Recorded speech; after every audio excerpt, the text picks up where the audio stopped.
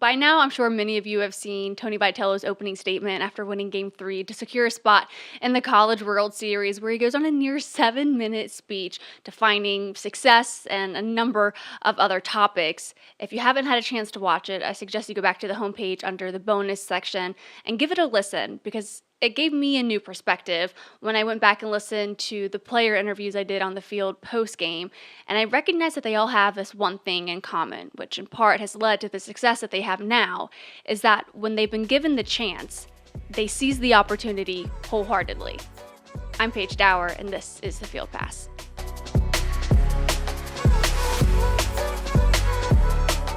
I know I don't typically have a Monday show, but as I alluded to Sunday night, there were just so many more moments that I wanted to make sure I had a chance to highlight, as they deserved its own spotlight. I just didn't have time to get to it on Sunday, so I told you I would maybe have a Monday show to do that.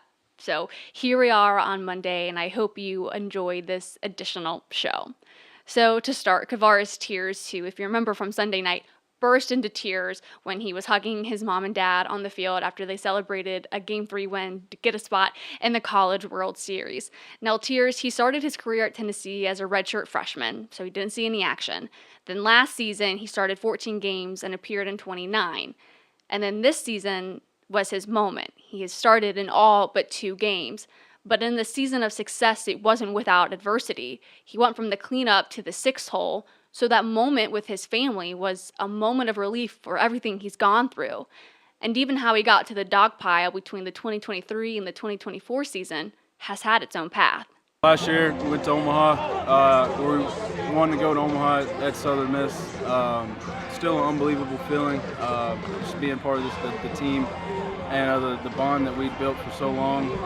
This year, a lot more emotions, from going into the dog pile on the bench as to now running from the outfield, being out there. And through it all, he says it's his family and faith that's kept him centered. I mean, it means everything. Without God and them, I wouldn't be where I am today. And a lot of the lessons they taught me growing up, even now to this day, I cherish, and I try to do the best I can to make them proud with everything I do in life. So I'm just going to keep trying to do that. And even some of the toughest guys can't always hold back the tears. It's definitely a different feeling that, sometimes it brings out emotions I was trying to hide, but, sometimes whenever, you're with your parents, it just kind of comes out, I guess. And his dad went back for a number of other hugs, and in one exchange, he reminded his son that he's an inspiration to others to stick with it, and there will always be payoff. This is that moment. Hey, you're an inspiration to the others. You didn't quit, you kept fighting, you did what they asked.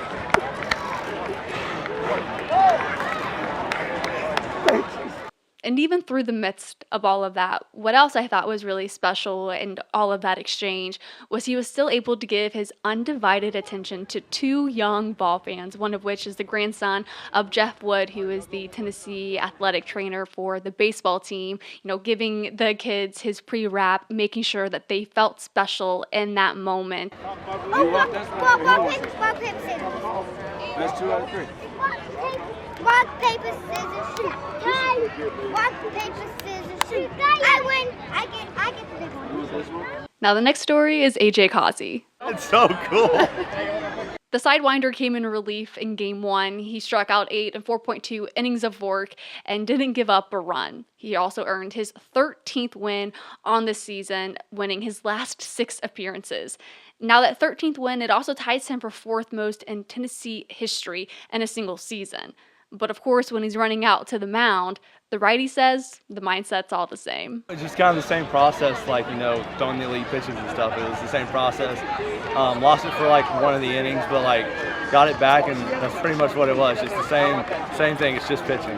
AJ's family was also in the stands this weekend watching Tennessee win its way to securing a spot in the College World Series. And for AJ, he's had a journey of his own this season, going from a starter to a key relief pitcher for Tennessee. And in that journey, he has relied heavily on his brothers and family. I mean, I'm honestly speechless. It's super special of them to be here and watch me do that.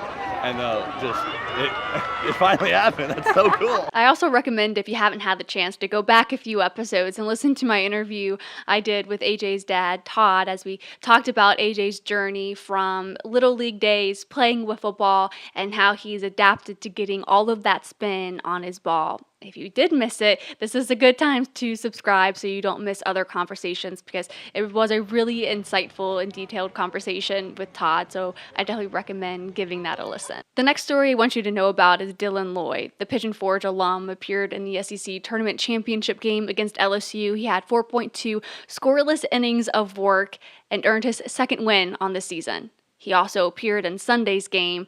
A moment, he says, was a surreal feeling. Coming out of the bullpen, hearing everyone is kind of crazy, coming from right around the corner. And once I get there on the mound, I kind of black out, or not black out, but I just kind of block it out and just focus on my task. And so after that was done, and just hearing the cheers of just the balls, it was just amazing. In his first year playing for his favorite team, he tells me he's checking off more lifelong dreams than he could have ever imagined. I mean, this is some of the things that we've done already, some of my lifetime goals. I mean, just working up.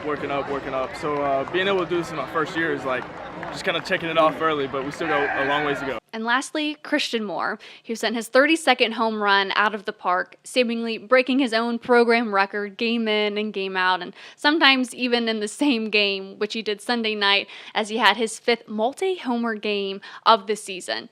And I mentioned it Sunday night that he had a bit more emotion rounding the bases the second time. He says part of that's because he was limited in game 2 as a precaution, but also because he doesn't know how many more chances he'll have to do that inside Lindsey Nelson Stadium. I don't know. It just had a little special kick to it. Yeah. It had a little special moment. I don't know. It's just maybe my last one I ever hit here. So much emotions going on, and I think I was as serious and as locked in as I was today than any other game probably this year. And obviously, a lot on the line, and it's really a ball club in that other dugout. And after spending a game as a designated hitter, he said he was thrilled to be back in his normal spot and to finish out the season as such.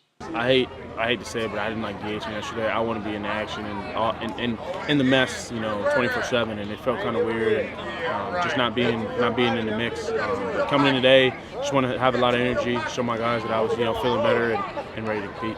So those were just some of my favorite moments from Sunday night after talking to the players on the field and getting inside their minds as to what they were thinking after punching their ticket to Omaha in back-to-back seasons and the third time in 4 years. But thank you so much for listening. Please subscribe. It does go such a long way in supporting me and what we're doing here at Full Disclosure.